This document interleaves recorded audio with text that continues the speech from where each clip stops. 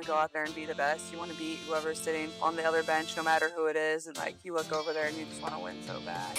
With Caitlyn Clark winning the FIBA World Cup qualifying tournament MVP, and the new CBA all but wrapped up, the Caitlyn Clark hype train has officially left the station. And so far, everyone seems to be jumping on board. USA Basketball, fresh off their trouncing of the 5 nations they played, took to X with an epic montage video of Caitlyn's senior national team debut. More on that in a minute. But it goes well beyond an X post. The momentum is real. We've now got the ratings for the Team USA games. We've now got brand new MVP odds for the 2026 season. When you add it all up, if you thought the start of last season was huge for ratings, we ain't seen nothing yet. But within the hype and excitement, there's business to attend to. Over the coming days, the Fever front office has some huge decisions to make that will, if they're looking at things properly, influence how long Caitlyn stays in Indy. With the new CBA, they've got some challenges, but also some huge cards to play. If they get it right, this could be the start of something special in Indy. If they blow it, however, she could be gone. Let's get into all the news and the tough decisions ahead, but first, like this video to congratulate Caitlyn on the MVP win, and subscribe for more Caitlyn Clark and WNBA updates. I'm completely different off the court than I am on the court. Like, when I step in between the lines, like, I'm there to kind of kill. That's exactly what we saw on the court for the first time in 8 months. Caitlyn Clark coming back, killer instinct, winning the MVP, no real signs of rust other than the conditioning that comes with playing meaningful games. Her dominance electrified her fan base and millions of casual fans who basically tuned out of everything women's basketball after Caitlyn's injury. But of course, you still had the nitpickers. Take former WNBA star Angel McCautry, who thinks Caitlyn needs to tone it down on the court. Caitlyn kind of crashes out on the ref at USA Basketball. Yes. You guys know I would crash out on refs a lot. One thing Gino told us at USA Basketball, he said, listen, you guys are going to go out here and win gold for your country. He's like, you're not going to have all the endorsements like the men. And we didn't. But he said, you go out there and you win gold for your country anyway. And we were like, yeah, let's go win gold. They have that now. They will be on the Wheaties box. Caitlyn, it probably was a bad call. But right now, you're going to be on the Wheaties box. Who cares if they miss one? You're wearing USA in your chest. It's a bigger stage. The whole world is watching. Kind of be like, okay.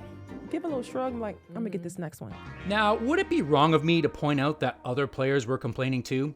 When they do it, it's passion. When Caitlyn does it, the body language police are on patrol. But hey, we're going to get a lot of this kind of stuff this season. It won't stop, it's good for clicks, and Caitlyn is, after all, the attention engine. For example, her second game in the FIBA World Cup qualifying drew 334,000 viewers on itty bitty True TV, which is more than the unrivaled final, which was broadcast on TNT. Can you imagine how many viewers will tune in for her first regular season game? With that new Nielsen ratings methodology, she's cracking 4 million. I'm calling it now. Come back here when I'm right. But that's not where the hype ends. According to FanDuel, Caitlyn's now tied with A'ja Wilson as the frontrunner to be the WNBA MVP in 2026. And hey, if the refs wouldn't mind stepping in and calling the obvious stuff this season, she's got a real shot. But here's the thing. Caitlyn is only one player. She can only do so much. She needs a solid team around her, a complementary system. And the landscape she created, yes, the Caitlyn Clark stimulus package, is about to shake things up big time in the WNBA. Do y'all understand the history that just happened today, bro? We finna be millionaires, bro. Courtney's right, the players are about to get paid. The details of the new CBA agreement have come out, and yeah, they did all right for themselves. The new salary cap starts at $7 million, up from $1.5 million, nearly 20% revenue share, Supermax is starting at $1.4 million, and the average salary in the range of $600,000. So yeah, with the majority of WNBA players about to hit free agency, and players chasing dollar signs like never before, it is going to be mayhem. We've already got A'ja Wilson indicating that she'll sign a Supermax, which isn't surprising, but look at some of these other names up for grabs looking for a payday. Brianna Stewart, Sabrina Ionescu, Kelsey Plum, Nafisa Collier, Jewel Lloyd, Kalia Copper, Jackie Young. With that buffet of top talent out there, the big question is this. Can the Fever fully take advantage of the Caitlyn Clark hype and build a championship team? I mean, how could they not? They've got the most magnetic star in the league, a marketer's dream whose money dust rubs off on everyone she plays with. Just look at Sophie Cunningham. The moment she stepped in and defended Caitlyn after those JC Sheldon and Marina Mabry cheap shots, she gained well over 1 million social media followers in days, and became basically Caitlyn's second in command. Fans will now show up just to watch her, and while she's set to get a raise, and we'll get into that situation in a minute, she's set to make way more money off the court with endorsements. Don't think that players around the league aren't seeing this. But despite having basically pocket aces from a recruiting standpoint, there's concern after last season as to whether or not the Fever brass are up for the job. Here's a quick and frustrating trip down memory lane. They brought in heralded vets to guide Caitlyn Clark and Aaliyah Boston, but there were issues. Yes, Sophie was a good pickup. Sydney Colson played some big minutes when it mattered and was a good locker room presence as advertised. Natasha Howard had moments. It wasn't all bad, but overall, the vets didn't seem suited to the fast-paced style of a Caitlyn Clark run offense. And then there was the whole DeWanna Bonner fiasco. This was a player brought in to be a mentor for $200,000, which was, at the time, 80% of a max contract and 13% of the team's cap space. And she bailed after 9 games in one of the strangest team exits I've ever seen. At 13% of their cap space, that DeWanna debacle might have cost them a championship because that money could have been used elsewhere during free agency. And here's the pattern that's hard to ignore. This front office has shown a tendency to recruit based on familiarity. They bring in people they know. And in a small league where everyone has relationships, look, this instinct is understandable. But when you're building around the most dynamic player in women's basketball, familiarity is not the criteria. Fit is the criteria. Chemistry with Caitlyn Clark is the criteria. And that's the real concern heading into free agency, because the decisions they are about to make under the new CBA are going to determine whether this franchise capitalizes on its Caitlyn Clark window or watches it quickly close. Caitlyn only has 2 years left on her deal. She'll be courted by everyone in 2028. It's probably already started.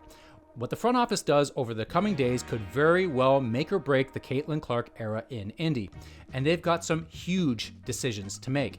Here's the situation. Caitlyn Clark is still on a rookie deal, but she'll get a huge raise as part of the new CBA, up to $530,000, and will be max eligible next season in 2027, which I believe means she could make $1.3 million at that point, then get a supermax the following season at $1.7 million, then she'll be supermax the rest of her career. Aaliyah Boston is also under contract, but here's the wrinkle. Under the new CBA, she becomes eligible to renegotiate to a max deal a year earlier than expected. That means now. She's not a free agent, but she just got a lot more expensive to retain. Then you have Michaela Timpson, who's still on a rookie deal. And then there's Lexi Hall, who's a restricted free agent. The Fever can match any offer she receives, but having the right to match and being able to afford it are two very different things. The average league salary will be around $600,000. She should be above that. And then there are the unrestricted free agents. Sophie Cunningham, Natasha Howard, Brianna Turner, Odyssey Sims, and several others. And then, of course, there's Kelsey Mitchell, the biggest question mark on the team. Here's why. First, it comes down to money. Kelsey will command a multi-year supermax, but with Caitlyn and Aaliyah next year making max money, it's going to be tough to afford everyone. Now, the Fever can core her this season at $1.4 million, but they cannot core her again. But does any of that really matter? Kelsey is at her peak marketability right now. Why would we assume that she'd just want to take a one-year deal over a multi-year max? Imagine if she gets seriously injured this season or even has a down year. She could lose millions. Clark and Boston are obviously protected. Lexi Hall seems like a strong third given her restricted status and her fit alongside Caitlyn. That leaves 2 spots for Sophie Cunningham, KK Timpson, and Kelsey Mitchell. And there are real arguments for protecting Sophie and KK. Sophie is a spark plug, an above-average shooter, Caitlyn's most visible on-court protector, and one of the most marketable players in the league. And KK represents the future. So the question is, do you leave either of those two unprotected for a player who may not sign with you or, best case, is probably gone in a season? Because you know the Portland Fire and Toronto Tempo, 2 brand new franchises with 0 legacy roster obligations and a mandate to put butts in the seats on day one, can walk up to Kelsey Mitchell and offer her a multi-year supermax deal to be the face of their franchise and build their city's basketball identity around her name. And then there's this to consider. There are so many other options out there for the Fever. Think about names like Brianna Stewart and Sabrina Ionescu, 2 of the biggest stars hitting this free agent market. These are players who have been seen chatting with Caitlyn after games, genuinely friendly and supportive. And then you have to think that there are vets who, yes, want to make money, but also want to win a championship. There will be some who could take a team-friendly deal to play with Caitlyn and still make 3 times what they did last season, not including endorsements. That should be the Fever's unique pitch this offseason. You don't just get a contract here, you get a platform, an audience, the spotlight, and the commercial upside that comes with playing alongside the most talked about player in the sport.